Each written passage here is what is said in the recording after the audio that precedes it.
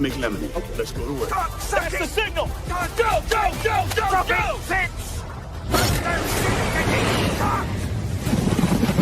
It's beautiful!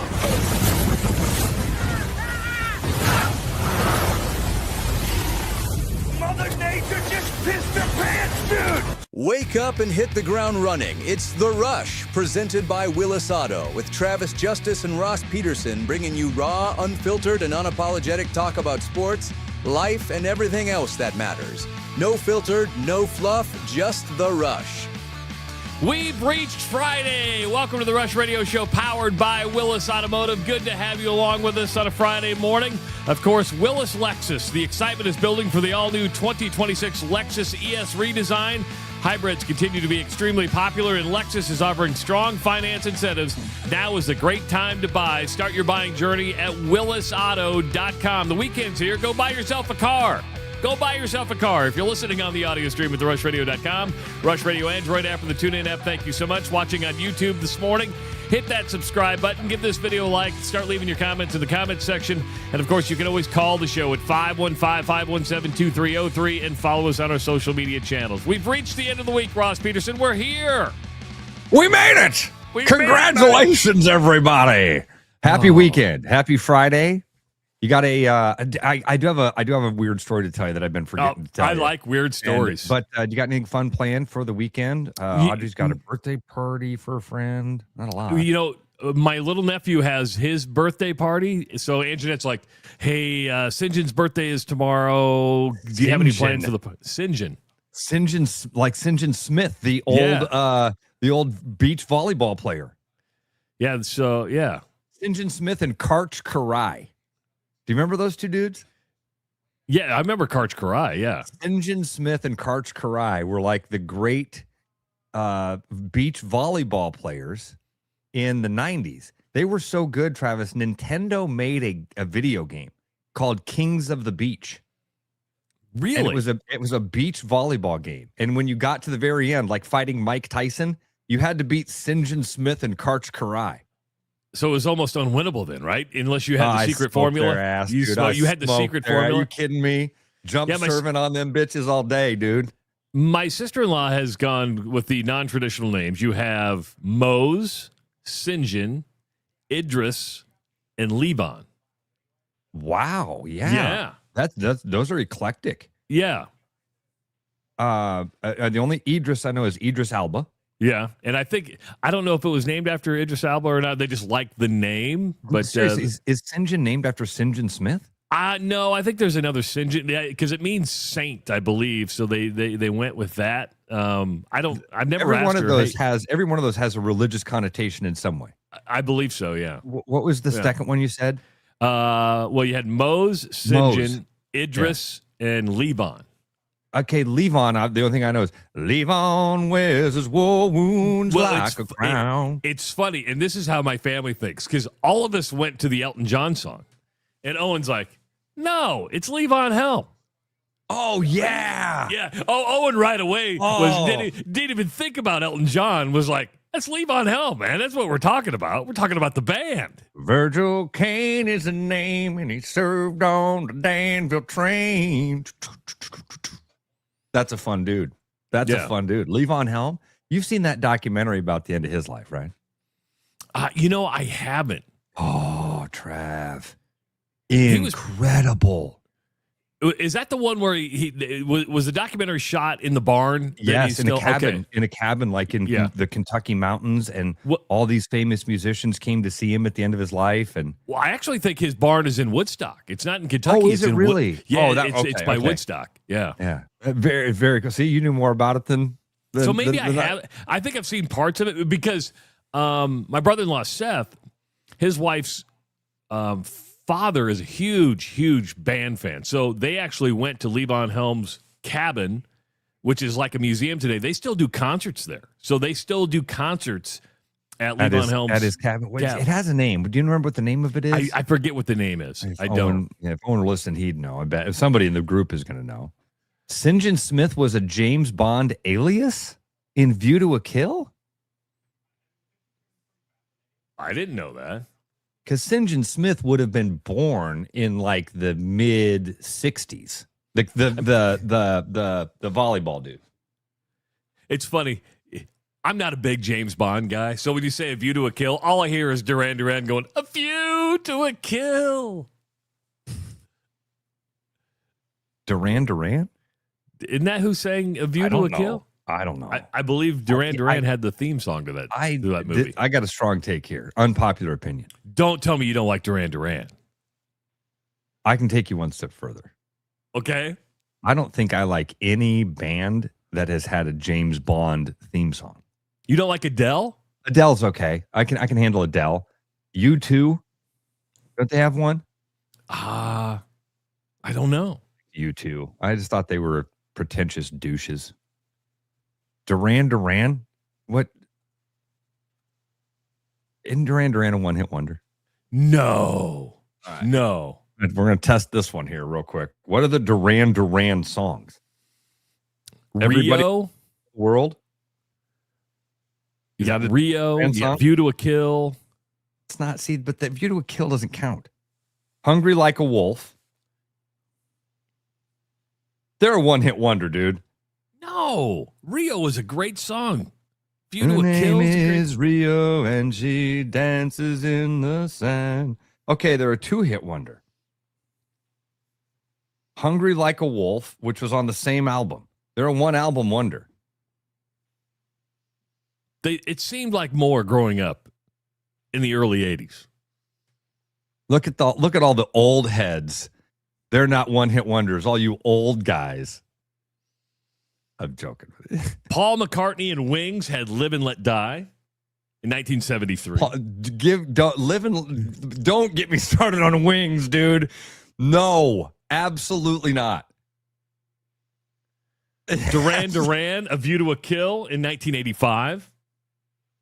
Aha had The Living Daylights in 1987. Aha has the really fun video. Damn it. What's that video? The one that goes black and white and color. Oh, Take On Me. Yeah, that's fun. Which is considered one of the best videos ever made of all time. That's Johnny remembered the reflex is a lonely child.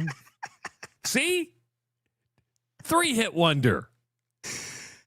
All right, a whole other than rabbit hole or squirrel to chase here.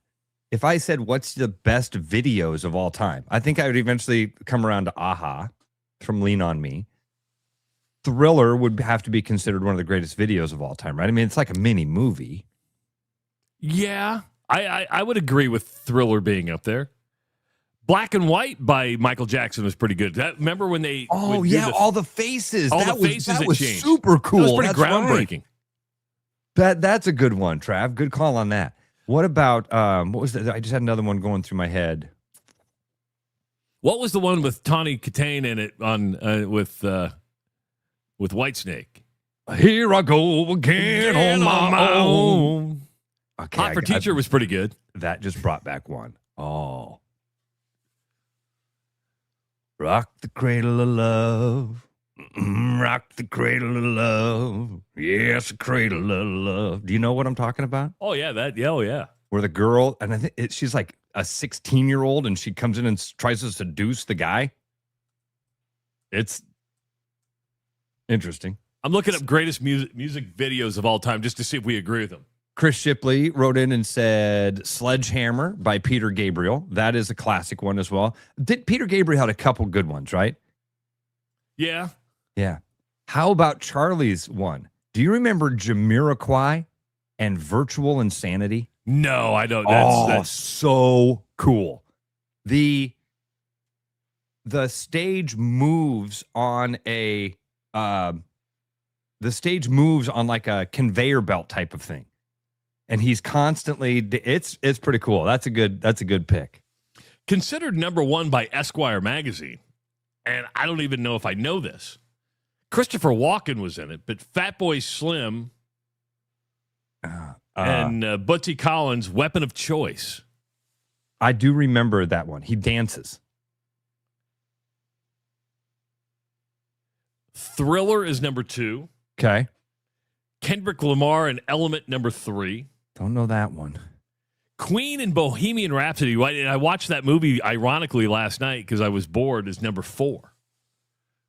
They had a video for Bohemian Rhapsody? Yeah, they did.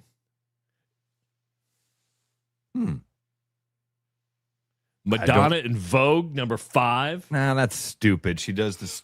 That's a dumb one. Beyonce and Formation. See, to me, all the great videos were in the 80s, right? When those were the memorable ones in the freshness before they Michael Jackson made the video a movie production, right? Yeah. But there were some that were where video killed the radio star. Yeah. Oh, okay. That was a fun little run. I like that. Somebody did say also, if we're going to watch, if you want to know more about Levon Helm, The Last Waltz. Yeah, I've seen The Last Waltz. It's the one about the band's very final show, and they bring out Van Morrison and Neil Diamond and, all sorts of superstars out there. And if I'm not mistaken, that was directed by Martin Scorsese. Scorsese. Yes, it was. Scorsese, yeah. Do you know that Erin, my ex-wife Erin, had her best friend's mom was at that concert. Really? With her was that older in San brother. Francisco? It was in San Francisco, and she was like 14 or 15 at the time, and her older brother said, "Hey, I want to take you to this concert," and it ended up being The Last Waltz. When she passed away, her brother stood up at her funeral and told the story. It was awesome. About taking his 14-year-old sister to go see The Last Waltz. And that was really the last show. It's unlike like Journey and Kiss and Cher, who do like nonstop. Do you know what Daniel Tosh's tour right now is called, Trav? Daniel Tosh, the comedian, is on tour, and he's doing a tour called My First Farewell Tour. And Journey had to postpone their concert at Casey Center the other night because somebody got sick in the band. So they're like, hold on to those tickets. Hold on to those tickets. We're what coming happened back. there? What happened there? Because I heard that it was I heard yesterday when I went down to the Hy-Vee Hall to go watch my friends play in the state billiards tournament, and Courtney told me that the report was that there was fighting in the band. Well, you do have that because two guys are suing. Two of the original guys are suing each other over like the trade. Yeah, but they've been playing, but they're getting lawsuits fired all the time. But the official announcement came out that somebody in the band got sick. Now that could be code for we're sick pissed of off at guy. each other, right? Yeah, we're sick of you. I'm sick and tired of getting a lawsuit tagged on me. But yeah, there's actually infighting going on. Flagg says Winona's Big Brown Beaver by Primus, especially on LSD. That's the way to experience that. Oh man! So here's my story that happened. Okay. And I really do. It was a reminder to me of the world we live in and how scary it can be for some people. And I turned out to be the scary one. I went to stop and get gas the other day. And, my neighborhood, I'm in the hood, dude. I'm in the hood. All right. I'm in a sketchy ass gas station. And I pull up, and my Jeep has one of these little buttons that releases the gas tank. You can't just go back and press the gas tank and it opens. You have to hit this lever, and it opens the gas tank, right? So I pull up, I hit the button, my gas tank doesn't open. Oh, so I go back there, and I'm like playing with it, and I can't get it to pop loose. And so I reach back up in front, and I hit the button again. I can hear the mechanism moving, but it's not opening the gas can. Okay, so I'm like, oh shit. I've got to hit the button while somebody is pulling on the side of the gas can to open it. And of course, it's get and go, so there's nobody there. I don't know why I'm there. And I'm like, oh, okay. And just as I go to get in the car to pull away, because I really did decide, all right, I'm just going to have to go home and wait until I get until I get Eli or somebody with me to do this thing. As I'm getting ready to pull away, a car pulls in behind me to the gas pump. I'm like, oh, help. A stranger is going to help me because I would help a stranger. So a stranger is going to help me. And Folks, he's not lying. Ross would bend over backward, give this person his shirt, to make sure that he's warm. Unlike me, that I wouldn't help anybody. Well, this young lady, probably 25, gets out of her car. And like an idiot, I'm like, hey, excuse me, can I get your help? And she has been taught well. She totally ignores me. I mean, I'm 8 feet from her. And I'm like, hey, excuse me, miss, I need help with my gas can. Could you help me out real quick? And she looks over me and she goes, no. And I'm like, my gas can, my gas cap won't open. I need to hit the button in the cab while somebody pulls on the side here. Can you, I'll get in the car and hit the button. Can you just pull on the thing? And she looks at me and goes, I don't give a shit. And turns back to her gas pump, and I'm like, smart. Look, I for a moment, I just kind of put myself in her position of like, I just rolled up to a gas station, and some rando at Get and Go, hey, I just need your help. Hey, come over here to my car. Hey, come to my car. I didn't get mad. I did. I was like, I promise, I just need help, and she was absolutely not. It totally ignored me. And I was like, that's... Does she fit the profile I'm envisioning in my head in the neighborhood you're in, at the gas station you're in? Is she fitting the profile I have in my head? Well, I imagine. Okay. I mean... a badass East Side She girl? seems like a badass East Side chick. Okay. Right. We'd call them a DAB. That's a down-ass bitch. She was ready. She knew what was up. She knew what was up. Like, I wasn't going to get her. Wait, that sounded bad. Kaylin says, okay, Ted Bundy. I'm telling you, Kaylin, for a moment, it took me a second to put myself in her position and like, I didn't press on it. I wasn't like, oh, you're going to be mean to me. You're not even going to help. I didn't do that. I asked a few times. I'm like, hey, can I get your help? Hey, excuse me. I just need help here. And she, but all she had to do was a quick assessment and go, this guy can't do anything to me.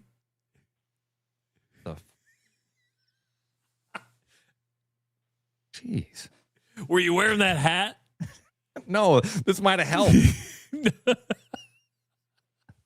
They're like, oh, yeah, you're not doing anything to anybody.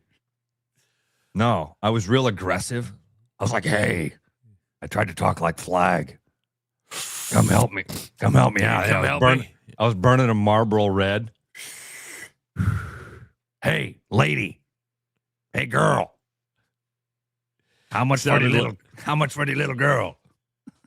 Sounded like Krusty the Clown. So I went inside the Get and Go, and the employee, who obviously didn't have much going on, like, hey, can you come help me out? My gas can's stuck. And he's like, well, absolutely. And he was very polite. He came out. I hit the button. He popped it open. Did she watch all this? No, she didn't give a... When she said she didn't give a shit, she meant it. She was very honest. Wow. Yeah. So did that work? You pressing the button and the Get and Go employee pulling on it?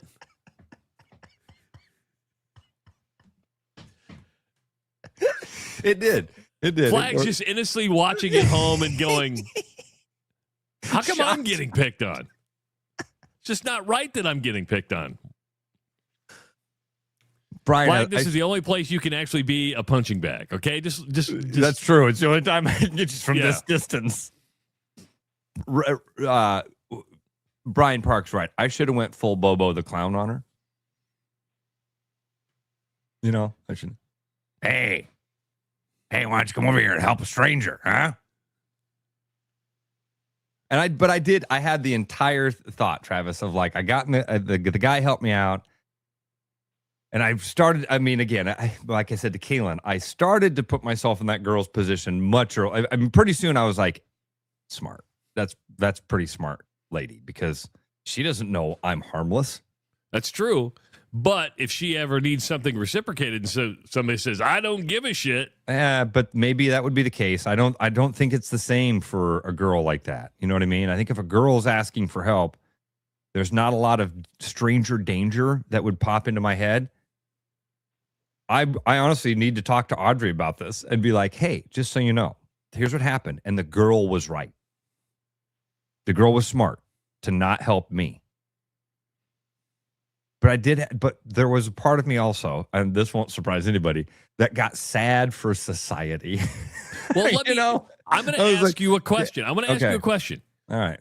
If you would not have been in the neighborhood you were in and at a get and go, let's say you're in West Des Moines at a Casey's, would you expected a different reaction? Yes. Yes, I would have. And quite frankly, I bet that girl would have reacted differently also. I bet if she were at a Casey's in Altoona and there's 4 other cars, because again, most convenience stores have customers. That's what they have. They're a key part to staying in business. I've discovered, except for one business doesn't need them somehow. What was it the other day? You took pictures of like 5 get and goes, and there was like nobody at. There's no any of the dude, and then the one that did have somebody in it. I watched the lady come out, and she wasn't buying anything. I didn't do that. I didn't take. I took the first photo because my buddy, we were having conversations about what the war was doing to diesel prices, because we've got a buddy that's a trucker, Joel, and Joel was just kind of chatting to us about, man, it's,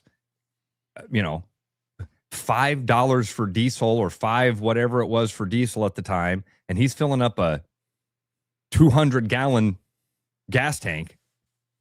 Damn, dude. Damn. $1,000 for gas. And so that we were talking about that, and I was asking questions about, like, I was driving from the VA back to my house by the freeway, and diesel there's a 5-cent change. If you look at those prices that are on those boards, there's a 5-cent change between the three different stores that are blocks away from each other. And why isn't diesel more expensive in town? It's got to be more expensive to get delivered there.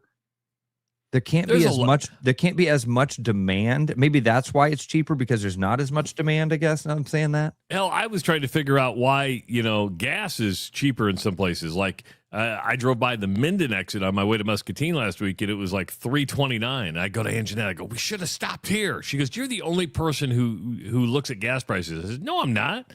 I go, when you're paying $3.49 as opposed to $3.29, huge difference. There's a huge difference when you have a 20-gallon tank. And I noticed in Des Moines proper, it was more expensive than it was in Knoxville and Oskaloosa. I'm like, how is this possible? Because you think the farther you get away, it's going to cost more. So why do you keep going to Kit and Goes? Because it's convenient, hence the name convenience store. It was literally I needed gas. I was pulling in, like, sure, I don't have to go in. Brian,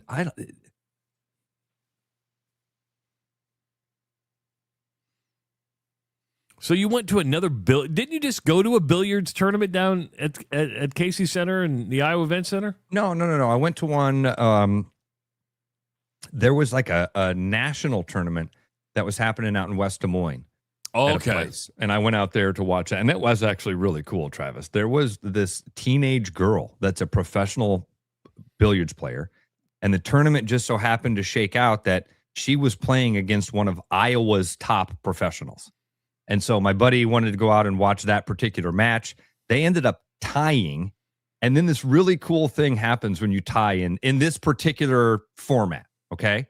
So this teenage girl, what they do then, they've tied. They've each won like 2 games, or I can't remember the details of it, but they've got to go to a playoff. Here's how they do a playoff, or a sudden death, if you will, in pool. They rack the 9 balls. Okay, the teenage girl's going to go first. She's ready to break. The guy removes the rack. She breaks the balls. As soon as she breaks it, a clock starts to tick up. 1, 2, 3. So it's on a timer. It's on a timer, and she has to sink all 9 balls. And how fast can she do it? As soon as she sinks the 9th ball, and the only rule is the ball has to stop rolling. All the balls have to be still, and then she can strike again. And then how fast can you do it? She did it in like a minute 10. It's crazy. What if you miss one? Are you out? No. You just got to keep going. Doesn't matter. You're going until all the balls fall. When the last ball falls, they stop the clock. Okay, minute 10. So now the dude from Iowa places the cue ball. They rack the balls. The dude pulls the rack. As soon as he hits the cue ball, it starts to tick down. 109, 108, 107. And now he's going, and he's going. And dude, the last ball fell. It was like the ball was headed towards the pocket, and the buzzer sounded, and the ball fell, and he ended up losing to the teenage girl. Wow. It was so fun. It's like, that's like suspense. Cool. Yeah. It's like you're sitting in a movie, just tick, tick, tick, tick, tick. I didn't know that was like. So what was at Casey Center yesterday? Was it a national competition? Yesterday was the one. Yesterday, Trav, was the one that you and I went to several years ago. Several years ago. Remember when we broadcast live from the Iowa Pool Association or Iowa Billiards Association thing? And that was, so last night, my friends Nate and Ashley were playing in it. Ashley had advanced on and was playing a match at like 8 o'clock last night. So Courtney and I went down and watched, cheered on Ashley. She ended up losing in it, but we got to see her win a couple games. That was kind of cool. Did you walk out of there going, I think I could play pool. I think I could do this. No. Okay, at least, because there's some people that do that, right? They'll go to a darts tournament. Psh, I could do that. I'm embarrassingly bad at all of those games, man. Cornhole. I can't throw a Frisbee. I'm not good at any of that, like those bar games.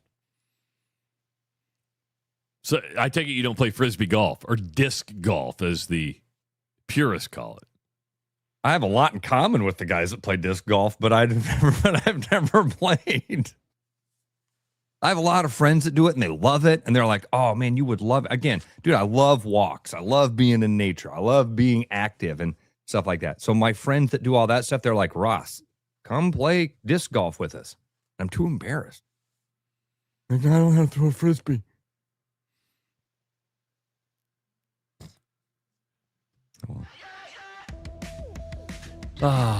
That's my story of... It's all in the wrist, man. It's all in the wrist. That's my scary of scaring the shit out of a 20-year-old gal. If you and your partner have decided that your family is complete, it may be time to consider a vasectomy. At Urology Center of Iowa, they offer a no-scalpel procedure that is minimally invasive and performed by experienced specialists. Their team focuses on men's health every single day, providing clear answers and personalized care so you can make an informed decision. The procedure is straightforward, convenient, and done right here in the Des Moines Metro. So if you're ready to learn more about your options, their team is here to help. Visit iowauro.com and click schedule an appointment. That's Urology Center of Iowa, where they see you. It is the Rush Radio Show, powered by Willis Automotive. The Rush Radio is now on the free TuneIn app, allowing you to enjoy the show on Apple products and Android Auto. Download the free TuneIn app and search The Rush Radio to take Travis and Ross wherever you go. With the Iowa Lottery's new Millionaire for Life game, you could win $1 million a year for life. That could make you a My Dream Job is No Job millionaire, a front row tickets to every show millionaire, a hire a personal glam squad for you and your bestie millionaire. Yep, a little further. Or just to never run out of your favorite pickles millionaire. With Millionaire for Life from the Iowa Lottery, And these. you can change your life for life. Play today.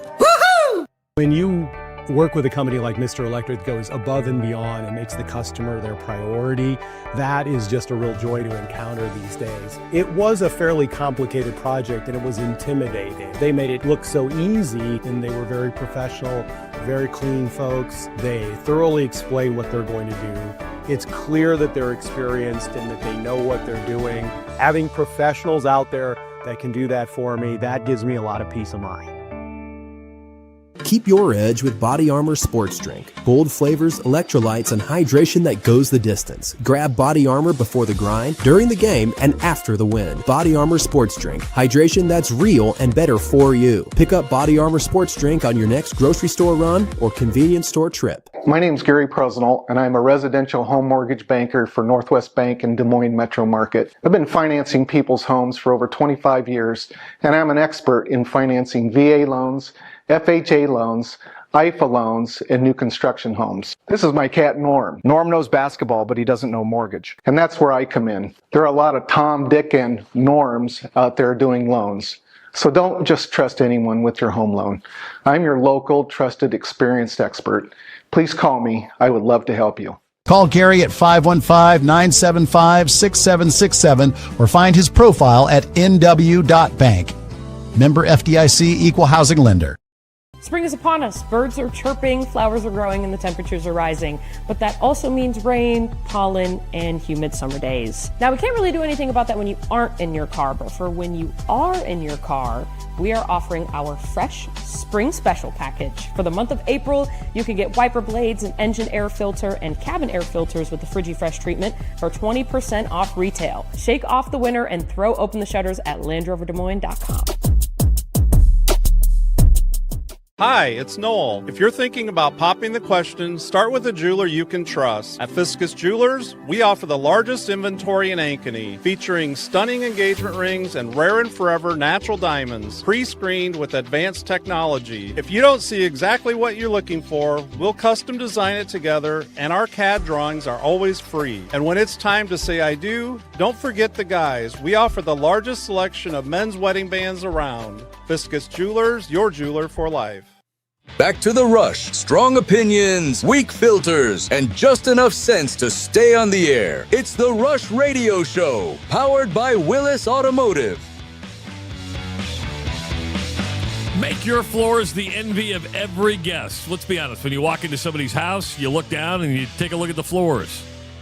Iowa Floor Covering in Bondurant offers top brands, expert advice, and installation for homes and businesses. Learn more at iowafloorcovering.com. Of course, now is the time, and in fact, for the rest of the show, for the Iowa Lottery Weekly. That's right. The Iowa Lottery is making Winnionaires each week. Call in now or write in now to tell us something that made you go woo-hoo, and you could win an Iowa Lottery prize pack worth $90.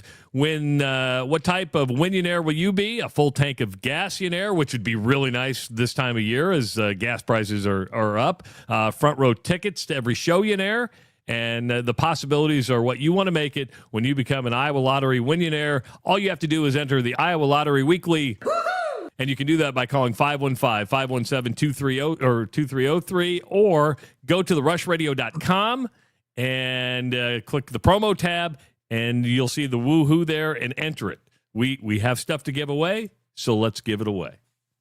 Speaking of chance to win, like real money. Yes, real real money. We're talking real Who money. doesn't love a when you get a scratch off?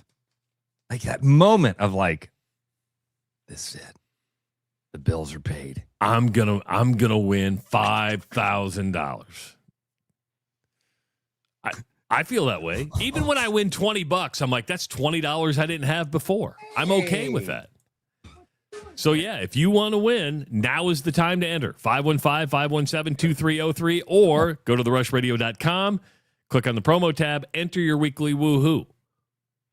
Just saying. We have stuff to give away. Much like we provide as much value as we can. Like if you go to Central City Liquors. Oh, yeah.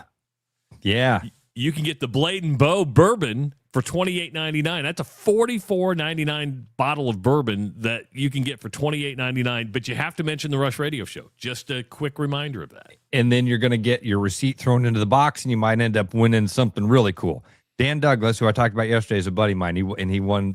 His receipt got pulled out of there.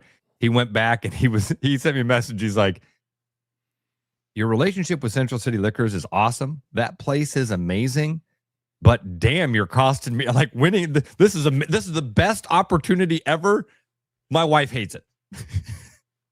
Yeah, but you got the Weller, man. You got Dude, a bottle of Weller. He has a collection now. And he wrote to me, he's like, that place is so freaking cool. I'm like, yep. I try to tell people all the time, go in there once, you'll feel it. Take you a minute in that building and you'll be like, oh, I get it. We're going to have to tell Joe Hayhoe to get down to Central City Liquors and take advantage of the Rush Radio Show special. He could be doing the bourbons. The blind pig stuff. Yeah, blind pig stuff. Those are our buddy with the, what do you call the speakeasy in his basement. Huge bourbon collection.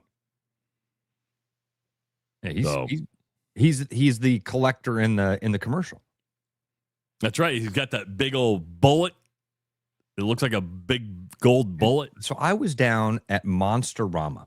Okay, we have this. Yeah, I saw this the other day. Dude, that place is so freaking cool down on the south side, and they were having like a whiskey event in the basement there, like a kind of like a gathering, you know what I mean? Guys were just showing up and kind of a whiskey event. They had some special stuff there. That's kind of an eclectic place, right? Isn't it just kind of... The food's fantastic. They have really good pizza, and they have their burgers are made by one of the guys that was like used to work at Lachelle's. It's really good food. And then, yeah, it's just an awesome place. It has a speakeasy also. It's got like a basement area called, what was it called? What's that, honey? Yes. Yep. Down by the freezer. Okay, sorry. Ross doing some parroting. Not enough, because apparently they're out of toilet paper on the main bathroom. So I missed that one. You know, Ross, I'm a stupid guy.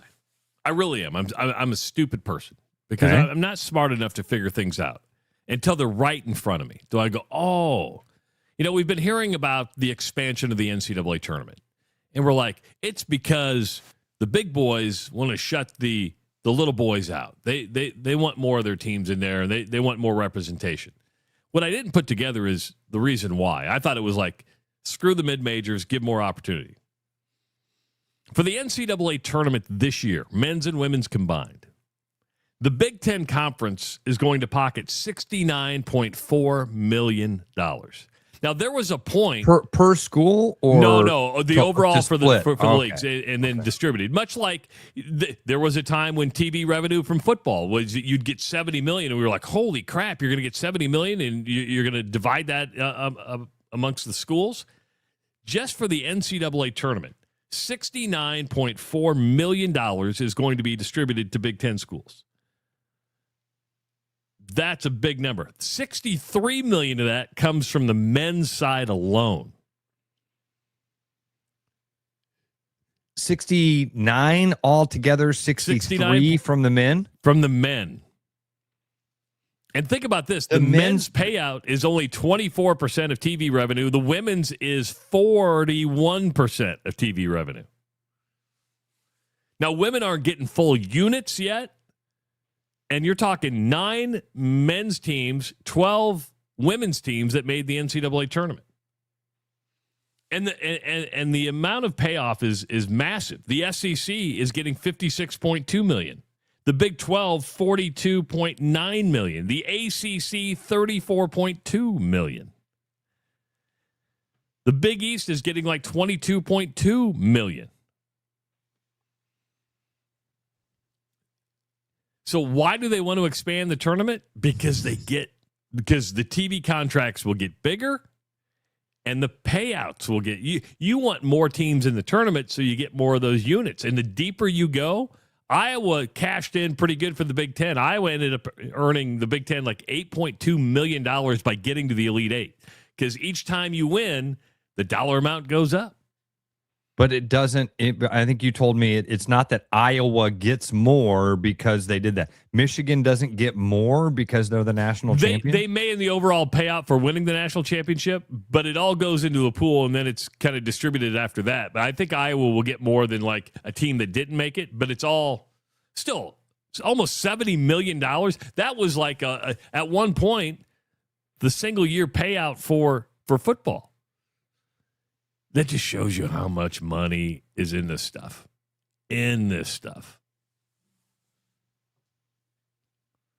You're thinking. You're scratching the beard. Yeah. That number, the 63 million to 6 million, that 10.5x there. I'm just curious about that. I'm wondering if that gap is closing. It will. And the crazy thing is the women get 41% of the revenue and the men only get 24% of the revenue. Yeah. So then, so I think, and I was kind of adding the numbers up in my head as you were going through the 60 million, the 50 million, the 40 million, the 20 million. It gets up around 220 million or something like that. And then when you spread out all the other conferences, like the Missouri Valley, I think the total payout this year was $350 million. And that's 20% of the total revenue? Yes, 21%. Okay, so take that times 5. That's $1.5 billion. And I guess my other question is, then what happens with that other 80%? Where does that money go? It's spread out throughout the NCAA. No. You just said that you just gave the dollar figures that are going to go to each conference. But then the rest of the NCAA does to support its programs for Division III, Division II. Yeah. Because it's a nonprofit, Ross. Yeah. All right, so what was the math on that? It was 300 million. We figured that's 1.5 billion. If you extrapolate that out, that means 1.2 billion dollars that the NCAA now gets to spread against amongst. There's operating costs. You have programs,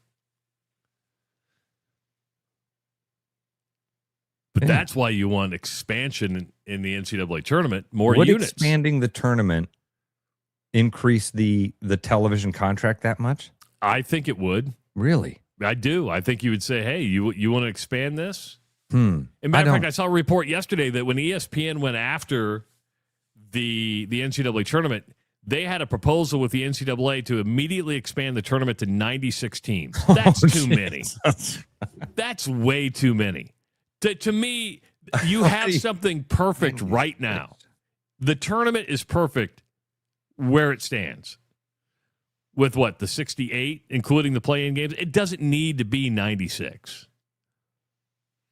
I'm interested in what that plays out like. Do you just make at that point the conference tournaments the NCAA tournament? March Madness starts now. Holy Cross and Pepperdine. March Madness. Huh. Yeah, but the Big Ten cashes in the most. Thanks to Michigan and UCLA winning national titles, $69.4 million will be distributed. Here's the thing with that. If we talk about the billions of dollars, okay, so really it was $1.5 billion that the NCAA is going to take in. So, Travis, take that $69 million and divide that amongst the 16 Big Ten schools. And I believe some get more than others because of and that's why when Drake makes the NCAA tournament, those units, and then you win, you get another unit. Okay, so Iowa does benefit a little bit more. Yes, they get more units. Okay. Yes. But that's $4 million per school. About that, right? If you're getting 60. If you want. Yeah. I mean, I'm getting rough numbers there, right? If it's 69 million divided by 16. 4.3 million. 4.3 million per? About 4.3 million if you divided it evenly. But we've had Brian Harden on before. Just to give you to continue with the logic on this for just a second, okay? So $4.2 million per school.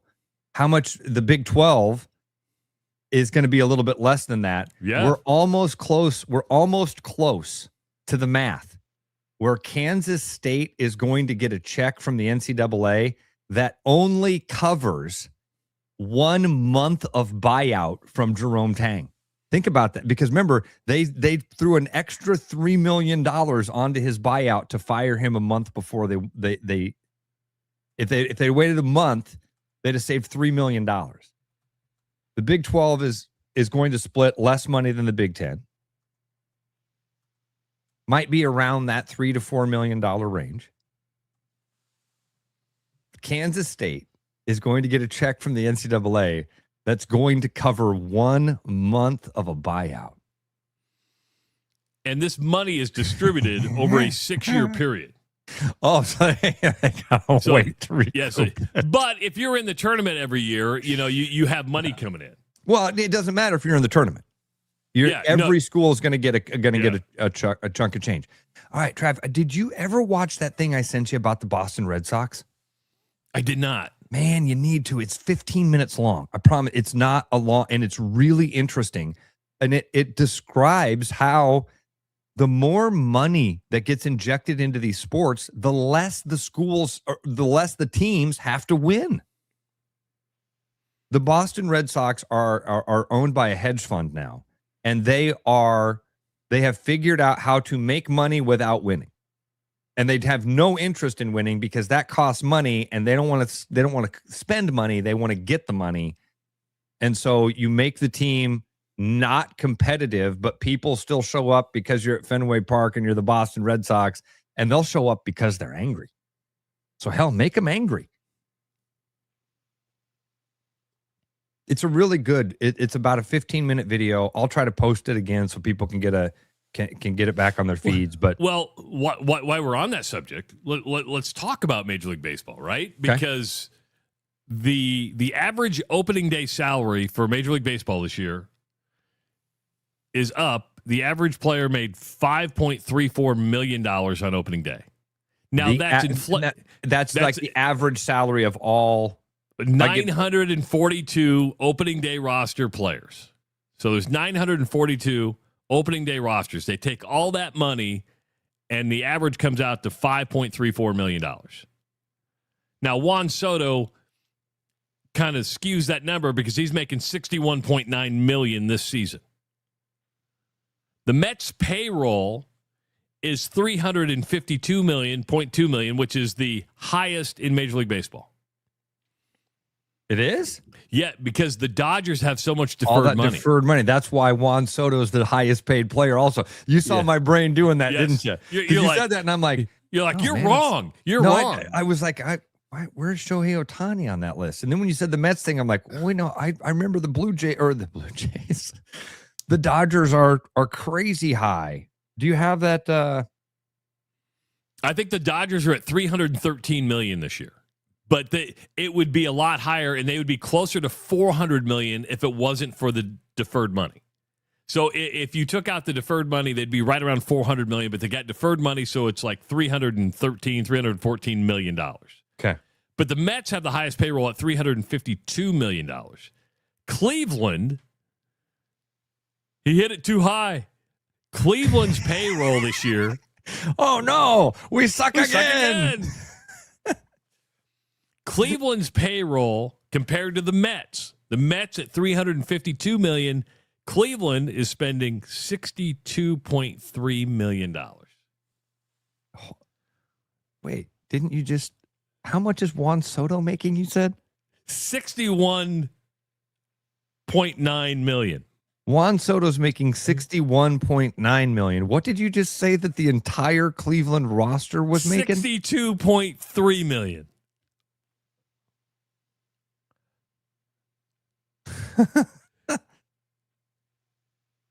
Makes sense. It all makes sense now. I'm trying to do the MLB tax tracker. So, Trav, here's the deal. On something must be off here. A real-time look at the 2026 tax totals for each MLB team, including estimated tax space. I'm showing on this the Dodgers have a payroll of $413 million. The story that hit on ESPN.com this morning, they're probably taking into account the deferred money, but ESPN reported this morning that it was $313 million. And if you added in the deferred money, it would be around that $400 million mark. Okay. The Sport Rack MLB tax tracker Here's just some of the information that they have, and that again, there's just some math happening here that is beyond us, right? Yeah. The Dodgers are at 413 million. The Mets are at 375. The Yankees at 337. Really, the Yankees at even that $40 million. This is wild. What I'm looking at here, Trav. The Yankees spend $40 million less in payroll. The Mets are at 375. The Yankees are at 337. So really, $38 million in difference. But their tax bill is drastically different. The Mets will pay $120 million in their tax bill, and the Yankees will only spend 77. So while the Mets only have $38 million more in salary, they will pay $43 million more in taxes. And you're talking about the luxury tax. The luxury tax. The Dodgers' luxury tax is $161 million. The Dodgers' luxury tax is $161 million. There are only 18 teams in all of Major League Baseball that have a salary higher than that.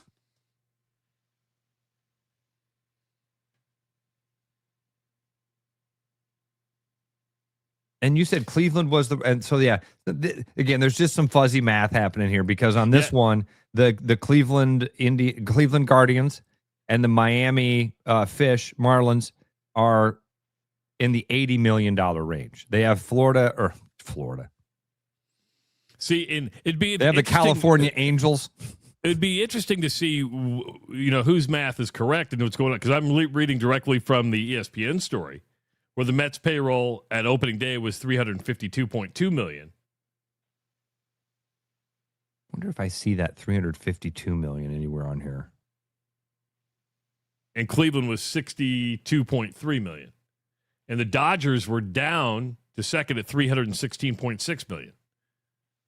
And that's because of that deferred stuff. Wow. And this says the Dodgers total would have been $395.2 million if deals were not deferred.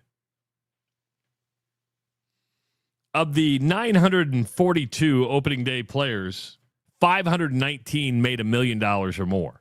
31 were at the league minimum of $780,000.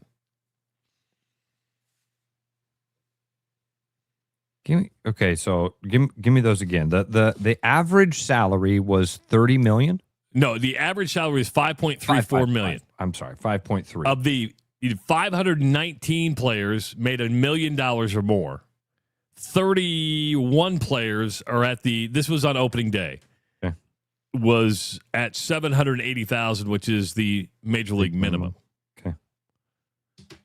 But the shocking number is Juan Soto is making about the exact same amount of money as the entire Cleveland Guardians roster.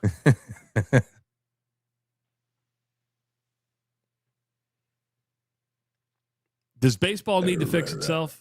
Because they don't care about the luxury tax. The luxury tax means nothing. Rev's exactly right. It's not fuzzy math. It's cooked books.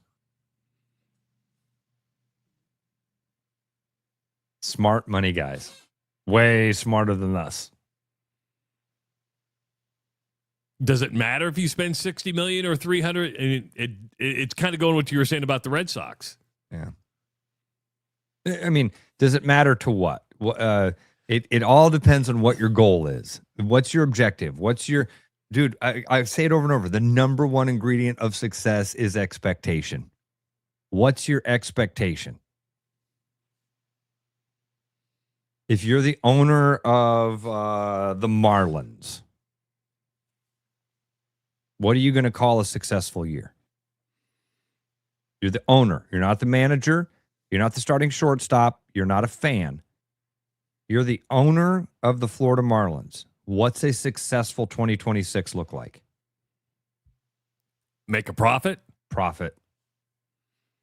So, according to this story, you had 6 teams at $250 million or more. You had 10 teams with a payroll of $200 million and 8 teams under $100 million. So it looks like that sweet spot for a lot of teams would be in between $100 and $200 million. 6 teams over 250. This is why when they started, I don't know what the right answer is. I don't know if it's a salary cap. Johnny says if you're going to have a salary cap, you got to have a salary floor. I never liked the luxury tax thing, even as a Yankee fan in the 90s and early 2000s. I never liked that. And I thought this isn't going to solve anything. Well, I think the luxury tax has shown us that they don't care. The money's there. They don't care. They don't care about the luxury tax. They'll happily pay $169 million in luxury tax. And then actually, it kind of gives them that moral high ground, Travis, because then they get to stand there and go, wait a minute. We're giving the Royals and we're giving the Indians, we're giving the Guardians and the Marlins all this money. And what are they doing with it? Not spending more. What are the Marlins doing with the $100 million that they're getting from the luxury tax? Putting that money in the pocket, baby. Goes into the pocket. Because again, what's the Marlins owner's version of success? Not being in the positive side of the ledger. I mean, you could make the argument that salary caps do work. Look at the National Football League, right? I mean, provides parity. But Travis, again, watch the Boston Red Sox thing because that's not what it sounds baseball wants. It sounds so crazy to say what I'm about to say. Winning doesn't matter. Winning is for us rubes in the freaking grandstands, dude. Who love to wear the colors and that's go. For us to care about. The dudes in the front office sometimes don't watch the games.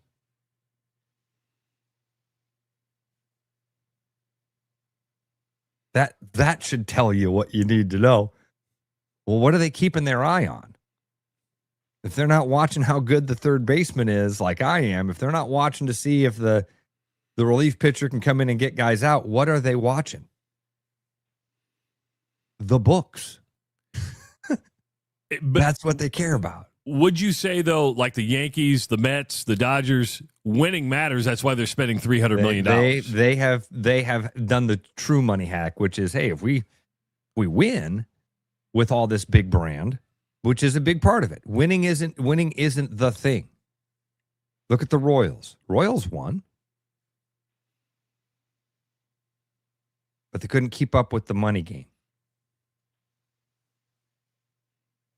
So winning helps. It's weird. It helps. It's not the thing. And if a team that has like $170 million payroll wins the World Series this year, that becomes a story because you're like, they did it without spending money. Yeah. If the Mets don't make the playoffs or the Mets get knocked out early, what'd you pay for? Ragtag bunch of ne'er-do-wells. Look at them. Yeah. If you're looking for a new home, Gary Presnall is the man to call first because he's going to get you pre-approved for the loan that you need to buy said home. Gary's a mortgage banker with Northwest Bank, financing residential homes the past 25 years. He can get your loan pre-approved in less than 30 minutes, can happen after hours during the week and even on the weekend. So you're heading into a weekend, need a loan, as you call Ross Peterson and say, hey, I found this house I want to look at. He's going to say, call Gary Presnall first. Yep. I'll actually send you Gary's contact. That's exactly what I do. I go, when I hang up the phone here, I'm going to send you a phone number. You call this guy. He's going to take care of you. And then you're going to call me back in 30 minutes because that's how long it's going to take you to, maybe less, to get you pre-approved. I do like the idea of having Press come on. And he reached out to me yesterday. Gary, I'm so sorry. He reached out to me and said, hey, when do you want me to come on? I'd love to do that. Because that's true. That 30-minute window, there's some things you're going to need to know in order to do that in 30 minutes. And probably provide. Yes, exactly. You're going to need to provide a few different things. So that'd be good for Gary to come on and say, hey, when I say 30 minutes, it can be 45 if you don't have this stuff with you. Give Gary a call today at 515-975-6767. It is the Rush Radio Show, powered by Willis Automotive. The Rush Radio is now on the free TuneIn app, allowing you to enjoy the show on Apple products and Android Auto. Download the free TuneIn app and search The Rush Radio to take Travis and Ross wherever you go. With the Iowa Lottery's new Millionaire for Life game, you could win $1 million a year for life. That could make you my dream job is no job, you know. A front row tickets to every show, you know. Hire a personal glam squad for you and your bestie, you know. Yep, a little further. Or just to never run out of your favorite pickles, you know. With Millionaire for Life from the Iowa Lottery, And these. you can change your life for life. Play today. At Iowa Floor Covering, we believe great floors start with great service. Whether you're looking for a plush carpet, durable LVP, timeless hardwood, stylish laminate, or beautiful tile, including custom tile showers, we'll help you find the perfect fit. No pressure, no pushy sales tactics, just honest guidance from a team that listens. DIY Weekend Warrior, we've got the products and advice to set you up for success. Iowa Floor Covering, floors you'll love from people you can trust. There are a lot of reasons to want a self-driving mower from Iowa Mobotics. Being automated gives me more time to do my hobbies. I travel so much for work that I don't have time to take care of the lawn, but I still care about how it looks. And I'm just lazy. Gives me time to work in the wood shop instead of spending it on the mower. It works in my schedule. And I just really hate doing it. No matter your reason, with Iowa Mobotics, spend less time mowing, more time living. Boy, howdy, we love spring. Flowers, nature coming alive, pollen, bugs, rain. Wait a second, those last three things aren't great. If only my Volvo had new wiper blades, engine air filter, and cabin air filter treated with FrigiFresh. Wait a third, that's the fresh spring package available at Willis Volvo Cars for 20% off retail during the month of April. I better go online to Willis Volvo Cars to schedule my appointment, and you should too. Your house wasn't built for bats, birds, or raccoons, but try telling them that. At Bats and Bugs Pest Solutions, we've been helping Iowans take back their homes for over 20 years. We use cost-effective, eco-friendly methods to solve wildlife and pest problems the right way. Whether it's bats in your attic, birds in the vent, raccoons in your chimney, or moles in your yard, we have long-term solutions. Call Bats and Bugs Pest Solutions today at 515-218-3400, and let's make sure your home doesn't become their home. Start spreading the news, 'cause it's time to buy booze, and there's only one place to be. You can see all your friends, the good times never end, unless you're just loitering. It's Central City, we can make your dreams come true. No guarantee your dreams will come true. Central City, all this booze is waiting for you. Look at all this booze. Game on, keep your edge with Body Armor Sports Drink. Bold flavors, electrolytes, and hydration that goes the distance. Grab Body Armor before the grind, during the game, and after the win. Body Armor Sports Drink. Hydration that's real and better for you. Pick up Body Armor Sports Drink on your next grocery store run or convenience store trip. Like a rash you thought was gone. Travis and Ross aren't contagious, but they are addictive. It's the Rush Radio Show, powered by Willis Automotive. Hour number 2 of the Rush Radio Show, powered by Willis Automotive. Multiple brands and models, including the Volvo EX90 and the Infiniti QX80. They've earned the spot in the 2026 IIHS Top Safety Picks. So start your buying journey at the willisauto.com. If you're listening on the Rush Radio Android app or the TuneIn app, thank you so much. Appreciate it. Listening on the audio stream at therushladio.com. Good to have you along. Watching on YouTube, hit that subscribe button, give this video a like, and of course leave your comments in the comments section. You can call the show at 515-517-2303 or follow us on our social media channels. Before we get started this hour, we do have a woo-hoo coming in. This one from Monticello, all the way from Monticello. And see, I would say Monticello. Okay, I say Monticello. What is it? Am I wrong or are you wrong? Because one of us is wrong. One of us is wrong. One of us is just wrong. Is it Monticello or Monticello? Is it Madrid or Madrid? It's Madrid. Is it Peru or Peru? It's Peru. Oh. Because I have a Peru over here, so we call it Peru, so I'm just going to call it Peru. I understand I have to call it Nevada. I struggle with that one. I can handle Madrid because I went to Madrid all the time as a kid, so that was ingrained into my head. Okay. I struggle with Nevada. Okay. Just saying. But writes in, proud of my son, Owen. Great name for your son, by the way. Kid literally worked 20 hours a week from middle school through high school as a cook at a bar. Helps respite relief to parents with disabled kids. Worked at a bar in middle school? I know. Well, he was a cook. But hey, it's Monticello. I bought cartons of cigarettes for my dad when I was like 8 years old. Son, ride your bike down to the... Just saying. I love it. I mean, it's Monticello. Why wouldn't they? Monticello. Started a D&D club at his school and has now passed on to the next class's leadership. All-conference band. Has a garage band. Great brother, friend, son, employee, Iowan. 100% academic scholarship to attend the University of Northern Iowa to become an educator. So he's going to be a teacher. That's proud of my son. That is very cool. What was it? Was I wrote down the son's Ray. name, Owen. That was Ray. Yeah. So if you have a woohoo, that's a good one. That's a really good one, Ray. Go to therushradio.com. Dude, can I tell you what my woohoo is? Yeah. It's about my son too. He's going to be a marine biologist.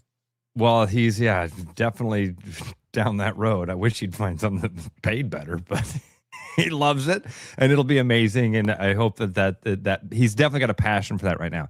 Did I tell you he's going to be a bat boy for the iCubs? Yeah, you did say that. All right, tonight's his first. Well, if yesterday's game got rained out, so doubleheader tonight, and tonight's his first night as a bat boy. So you'll see me on the dugout yelling, "That's my baby boy!" So does he get like full clubhouse privileges? Like when he shows up, his uniform's there, and then when the game's over, they wash it and all that stuff? All of it.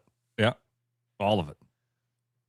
Is his name on the back of the jersey, like Peterson? I'm going to get one that says Bat Boy's Dad across the back and wear that to every game. So you'll see me out there.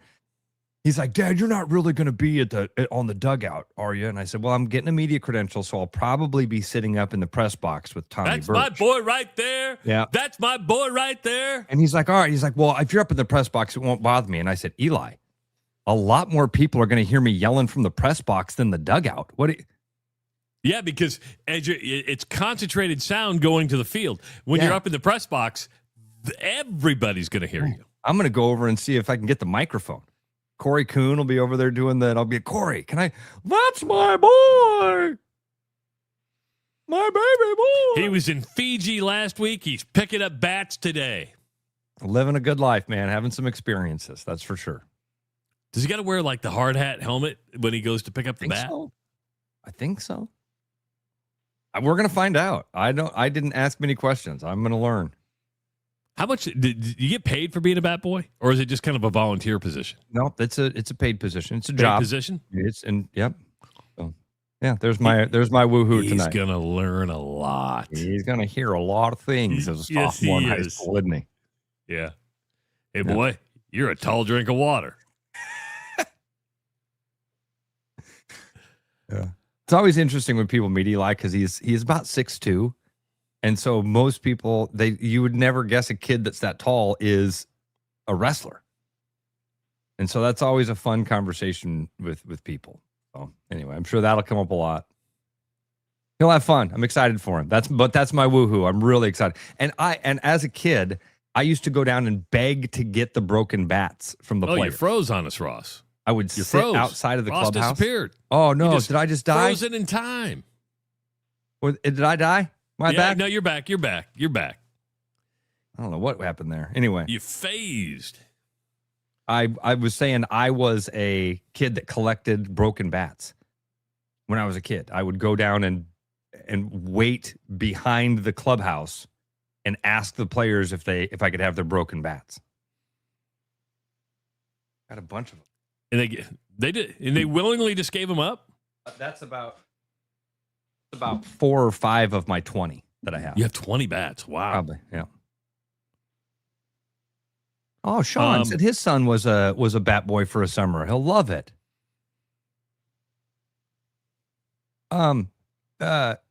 Excuse me?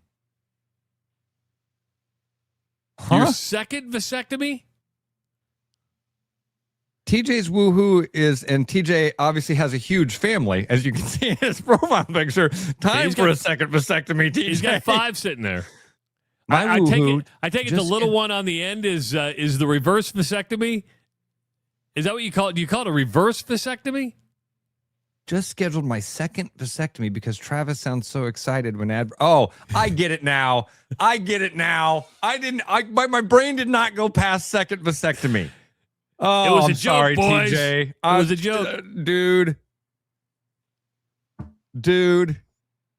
I'm so sorry, TJ. Sometimes my brain is really slow. It's not, TJ, I know it was a joke, but it's not.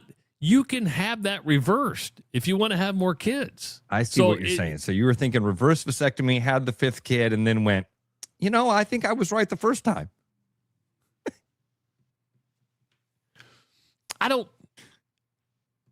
I'm not going to call him out by name because we're friends with him.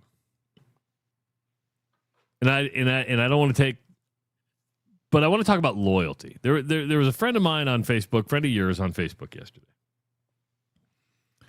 that was bragging about, maybe I don't want to mention his name because he could kick our ass. Okay, let's think of the friends we have that can kick our ass. That's plentiful. And it wasn't Flag. We had a friend on Facebook that said what? Bragging about the loyalty of people that stick around at these schools and don't run for money in college athletics. Like, if you return, that's what it's about. It's coming back for the loyalty. And I wanted to go, isn't that cute? If you think they're staying out of loyalty, you're being hoodwinked. They're staying because they're getting the money they want to stay. Every one of these coaches is re-recruiting the players they have on their team. There will be some that you make more of an investment in because you don't want to lose them. Others, you're going to say, this is our cap for you. It's about the best we can do. But there is no, the loyalty in college athletics today is money. And you can't look at a bench rider who sticks around because they may be there out of loyalty, sure. But if you're talking about contributors, significant players, they're getting called daily by agents or their agent shopping them. And they're calling their current head coach saying, hey, this is what it's going to take. You want us to stick around? There's no loyalty anymore. There's money. I wish there was loyalty. I really do. Deep down, I wish there was loyalty. But don't fool yourself when you have to do a social media post that says, hey, everybody, I'm coming back. That's, hey, everybody, they paid me what I wanted. I'm coming back for you. Am I off base there, Ross? No, you're 100% right about this, Travis. And I think it just takes a little bit more because, man, we are all, the right word is brainwashed, and nobody likes to hear it because that makes it feel like you were some sort of idiot that got duped into something. But, man, it's just something that happens to all of us. You're taught things at a young age, and it's really hard to let new information into your brain and change that idea. It's difficult for all of us to do that. There's definitely something like that. And again, I will call it brainwashing because I don't know a better word. I even tried to sit here and think of a better word to use than that. Where, and I've got a word I want to get to that I wrote down too, but I think that's the first thing that happens is we are conditioned in some way to believe these things that we say. Oh, it's about loyalty. No. So here's what I would say. The first question is, why did these players initially select to come to your university? What brought Tyrese Halliburton to Ames? What brought George Niang to Ames? What brings Alvaro Figueras to Iowa City? What brought Bennett Sturts to Iowa City? Well, I don't think it's fair to do Halliburton or okay. Because there's no money involved at that point. at least in the current form that it is today. Thank you. Alvaro, that was an NIL buy. Bennett Sturts, sure, he went with Ben McCollum, but Ben McCollum also found the cash to pay Bennett Sturts. Tyrese Halliburton, he came got the best offer. Got the best offer, and I won't say that they paid George Niang or TJ Oz or Tyrese Halliburton, but what I'm saying is, in a world of offers, they put together the best package. Neither one of those guys came and tried the water and went, yeah, hooray, Ames, hooray. Neither one of them rolled up on campus and went, that boom. No, they had other offers, and Ames provided the best package for them. Same thing you would say about Drake or about Iowa.